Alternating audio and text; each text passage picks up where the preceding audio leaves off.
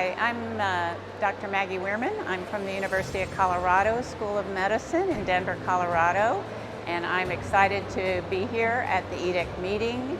I have given 2 talks, one on sex hormone therapy across the lifespan in women, and today I gave a talk on what an endocrinologist should know about contraception.